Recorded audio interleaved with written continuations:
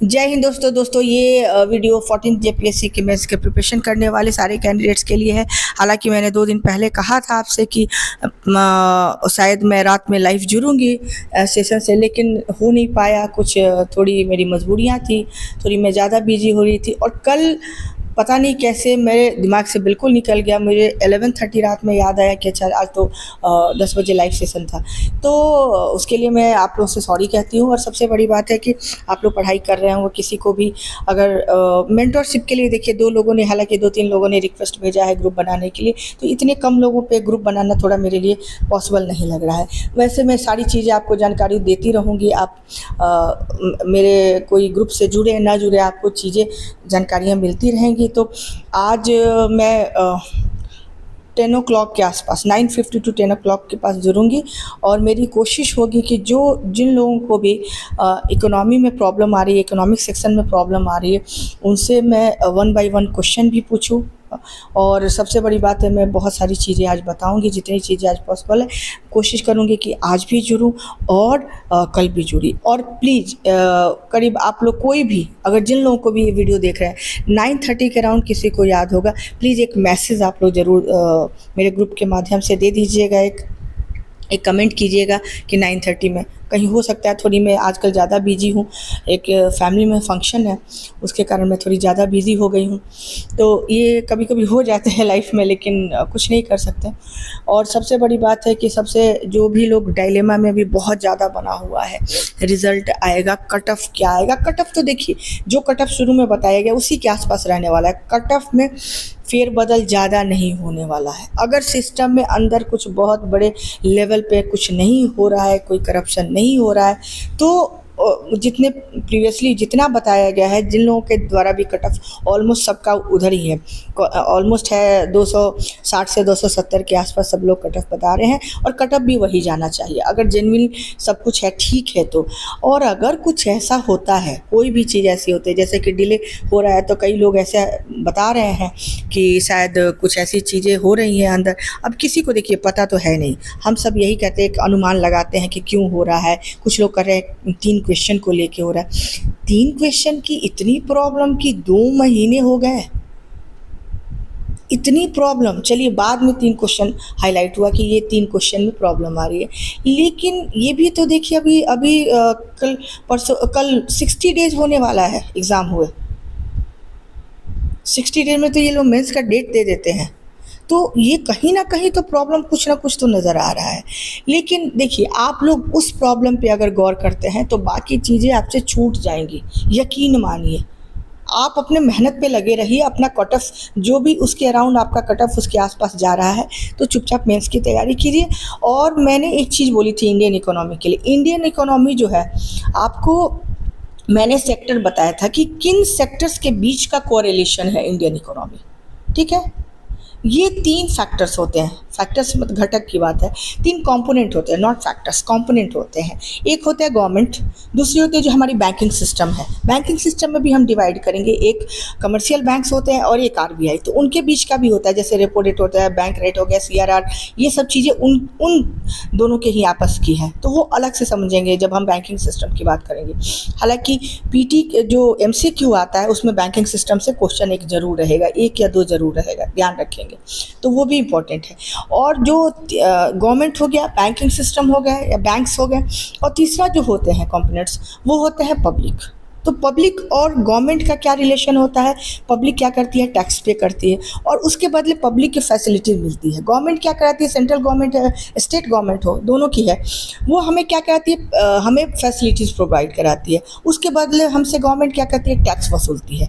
यही तो रिलेशन है हमारा। जो डायरेक्ट अगर देखा जाए तो बैंक से हमारा डायरेक्ट आरबीआई से कोई रिलेशन नहीं है। एज ए पब्लिक अगर देखते हैं तो आरबीआई से हमारा कोई रिलेशन नहीं है, कमर्शियल बैंक से है। जैसे भी कमर्शियल बैंक्स, अब देखिए अब होता क्या है कि एक और कोरिलेशन है। अगर आरबीआई और जितने कमर्शियल बैंक्स है उनके जो रिलेशन है, कहने का मतलब उनके बीच के जो इंटरेस्ट रेट के जो SLR, CRR, bank rate, repo rate, ठीक है, इन सब चीज़ों पे डिपेंड करता है कि एक पब्लिक को किस इंटरेस्ट पे उसे लोन मिलने वाला है, पैसा मिलने वाला है। ठीक है, या फिर वो जो उसका फिक्स डिपॉजिट है वो कितना बढ़ने वाला है। तो ये भी, और उसके अकॉर्डिंग क्या करती है पब्लिक, अपनी जो जनता है वो इन्वेस्ट करती है, तभी तो होता है। उससे ये भी पता चलता है, आरबीआई ही ये डिसाइड करती है कि कितना, आरबीआई ही नहीं सिर्फ गवर्नमेंट भी डिसाइड करती है कि कितना मार्केट में कैश फ्लो होगा, कितना पैसा पब्लिक के पास जाएगा। अगर टैक्सेशन बढ़ा देती है गवर्नमेंट किसी चीज़ पे, तो क्या करती है पब्लिक, क्या करेगी, पब्लिक के पास कैश टैक्स ज़्यादा पे करेगी तो फैसिलिटी ऑटोमेटिक भी कम हो जाएंगी, कैश उनके पास कम हो जाएगा, पैसे कम हो जाएंगे, तो इन्वेस्टमेंट कम हो जाएगा। तो इन्वेस्टमेंट कम जैसे होता है, हमारे लॉन्ग टर्म जो इंफ्रास्ट्रक्चर है, लॉन्ग टर्म फैसिलिटीज़ है हमारे, उस पर असर पड़ना शुरू होता है। तो यहाँ फाइनली दो जगह से मेन जो होता है सारा कुछ खेल जो होता है, खेल नहीं कह सकते, जो चीज़ें निर्धारित की जाती हैं वो गवर्नमेंट सेक्टर से की जाती है, और दूसरा आरबीआई ने अगर मान लीजिए आपसे सीआरआर बढ़ा दिया बैंकों के लिए। सीआरआर एक कैश रिजर्व रेशियो होता है, एक मिनिमम अमाउंट होता है जो हर बैंक को अपने पास रखना होता है। वो एक कंटिजेंसी फंड के रूप में ही रखना होता है कि कभी भी देश में कोई ऐसी स्थिति ना आए कि सारा पैसा शॉर्टेज हो जाए। तो जैसे ही वो पॉइंट में ही हालांकि बढ़ता है, लेकिन जैसे वो बढ़ता है तो आरबीआई क्या करती है, जैसे ही बढ़ाया, अब बढ़ाने का मतलब जैसे ही कैश रिजर्व रेशियो बढ़ाया, अब बैंक्स के लिए ये बाध्यता हो गई कि अपने पास वो जो फंड रखता है, एक मिनिमम अमाउंट होता है, वो भी कई करोड़ों में होता है, कई 100 करोड़ में, उसको बढ़ा देता है। जैसे उसको वो बढ़ाता है, मतलब अब कैश फंड जो है कमर्शियल बैंक्स को अपने पास ज़्यादा रखना होता है। जैसे ये ज़्यादा रखना शुरू करते हैं, लोगों को क्या होता है, लोन अब इंटरेस्ट रेट ज़्यादा पे करना पड़ेगा या लोन कम मिलना शुरू हो जाएगा। ये देश, अब लोन जैसे ही कम मिलना शुरू हो जाएगा, लोगों की इन्वेस्टमेंट घट जाएगी। कोई प्रॉपर्टी खरीद रहा है, कुछ भी खरीद रहा है, कहीं भी इन्वेस्ट कर रहा है, या फिर अपने बिजनेस स्टार्टअप में इन्वेस्ट कर रहा है, तो वो ऑटोमेटिकल, तो ये जो चीज़ें हैं ना, ये बस 4 फैक्टर से, सारी कंपोनेंट से चलती हैं, और इन चारों के बीच की आपको वो कोरिलेशन समझने की ज़रूरत है। ठीक है, उसके बाद की जितनी चीज़ें हैं ना, सब सेकेंडरी है। कई जैसे नेशनल इनकम में देखेंगे थोड़ी चीज़ें, वो भी मैं बता दूंगी, इसके कहाँ कहाँ से किसको आपको फार्मूला लेना है, कैसे करना है। नेशनल इनकम की जितनी चीज़ें हैं, ठीक है, जीडीपी, जीएनपी, एनएनपी, जितनी चीज़ें हैं, कहाँ कहाँ से घटाना है। प्राइमरी डेफिसिट को जरूर समझ लीजिएगा, क्योंकि वहाँ से पीटी नहीं, सॉरी, एमसीक्यू से क्वेश्चन आने की पॉसिबिलिटी होती है, अक्सर पूछा जाता है। तो वो चीज़ें मैं एरियाज़ भी आपको बता दूंगी। और मैं हो सकता है कि इधर संडे तक अगर पॉसिबल हुआ तो मैं ज़्यादा वीडियोस अपलोड करूँगी। प्लीज़ आप लोग जल्दी देखिए, क्योंकि थोड़ा सा मैं एक ब्रेक लूँगी, फैमिली फंक्शन है, इसलिए मैं एक ब्रेक लूँगी बीच में। और जहाँ जा रही हूँ वहाँ भी अगर मुझे टाइम जैसे भी मिलेगा, ठीक है, मैं वहाँ भी आप लोग अपना रिक्वेस्ट भेजते रहिएगा, जैसे भी मुझे टाइम मिलेगा, रात में, दिन में, कभी भी, तो मैं आप लोगों के लिए वीडियो अपलोड करती रहूँगी। उसमें भी मेरी कोशिश होगी कि मैं आप लोगों के लिए वीडियो अपलोड करूँ। तो आप प्लीज़ कमेंट करते रहिएगा। इस तरीके से अगर आप एक बार, मेरे कहना मानिए, एक बार इसको इकोनॉमी को पढ़ के देखिए, यही चीज़ें, सारी चीज़ें हैं, ठीक है। उसके बाद एक दूसरा फैक्टर आता है, जो वो आता है बैलेंस ऑफ पेमेंट, ठीक है। बैलेंस ऑफ पेमेंट क्राइसिस से पूछा गया था 90s के दशक में जब आया था, क्या क्या उसमें घटनाएं हुई, क्यों इंडिया को कौन कौन से मेजर्स लेने पड़े थे, बहुत मेजर्स लेने पड़े थे, जिसके बाद एलपीजी आया इंडिया में। एलपीजी के क्या क्या कंसिक्वेंसेस हुए, क्या क्या उनको चुनौतियाँ आई, ठीक है, इंडिया के, और क्या क्या प्रॉफिट, या फिर हम ये कह सकते हैं इंडिया को क्या क्या प्रॉफिट हुआ, इंडिया के जो सीनेरियो, इकोनॉमिक सीनेरियो है, डेवलपमेंट का पूरा सीनेरियो हो, कैसे चेंज हुआ 90s के बाद। वो चेंज होना जब शुरू, 1991 के बाद जब चेंज होना शुरू हुआ, तो क्या क्या हुआ। उसके पहले गल्फ वॉर चल रहा था, ठीक है, खाड़ी युद्ध, उस समय कुवैत पे अटैक हुआ था इराक के द्वारा, वो चीज़ें भी दर्शानी है। बैलेंस पेमेंट क्राइसिस क्यों हुआ था, हमारे पास कितना उसके बाद स्टॉक बचा हुआ था, रिजर्व बचा हुआ था, तो और वर्ल्ड बैंक, आईएमएफ की जो डिमांड थी उस समय क्या थी, ठीक है। तो उसके अकॉर्डिंग किया गया था मनमोहन सिंह जी के द्वारा और नरसिम्हा राव जी के द्वारा। उस समय वो प्राइम मिनिस्टर थे और ये फाइनेंस मिनिस्टर थे। तो वो चीज़ वहाँ से लेना है। बैलेंस ऑफ पेमेंट शुरुआत ही आपको यहीं से करनी है, ये नहीं कि डायरेक्ट बैलेंस ऑफ पेमेंट पे कूद पड़े, क्योंकि देखिए बैलेंस ऑफ पेमेंट आपका जो है हमेशा आपको एक वहाँ से, आपको हिस्टोरिकली वहाँ से देखना पड़ेगा पास्ट में जाके।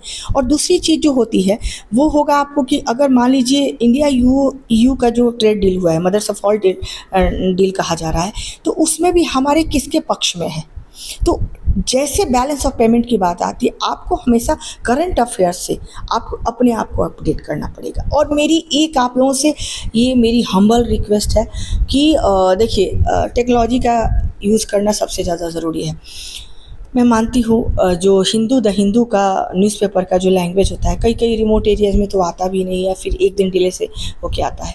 अगर जिन लोगों को भी पॉसिबल हो, या फिर उसके आप ई पेपर से जुड़ जाइए, ठीक है, और जुड़िए, और जो इकोनॉमी का सेक्शन है स्पेशली, ठीक है, वो इकोनॉमी का सेक्शन का बिल्कुल देख लीजिए एक बार, क्योंकि इसमें जेपीएससी में इंटरनेशनल रिलेशन से क्वेश्चन नहीं पूछा जाता। अदरवाइज तो मैं एक हफ्ते में आपको पूरा ऑर्गेनाइजेशन, इंटरनेशनल रिलेशन, हिस्ट्री से लेके सब कुछ मैं पढ़ा देती, सब कुछ, ठीक है। लेकिन यहाँ से क्वेश्चन पूछे नहीं जाते, तो आपको वहाँ एफर्ट लगाने की ज़रूरत नहीं है, ठीक है। अब दूसरा बचता है कि तो हिंदू का क्या कीजिए कि जैसे भी इकोनॉमी का वो आता है ना, वो बहुत डिटेल रहता है, ठीक है।